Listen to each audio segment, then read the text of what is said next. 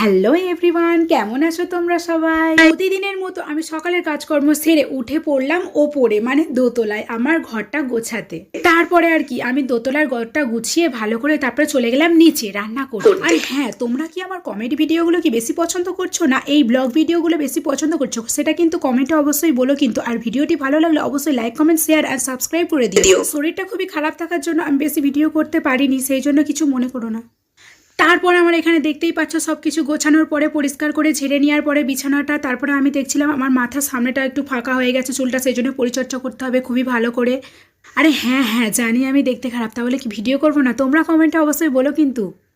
তারপরে আমি জানলাটা খুলে দেখছিলাম বাইরের দৃশ্যটা ভালো করে, কি সুন্দর সকালের দৃশ্যটা, খুব ভালো লাগে না? কি সুন্দর, বেশ আমাদের দোতলা থেকে না নিচেটা খুব সুন্দর ভালো করে দেখা যায়। তারপরে আমি আর বেশি ভিডিও করতে পারিনি, একেবারে চলে গেলাম দুপুরে লাঞ্চ সেরে বসে পড়লাম কাজে। পরে ভিডিওর জন্য অপেক্ষা করো। Bye, love you all.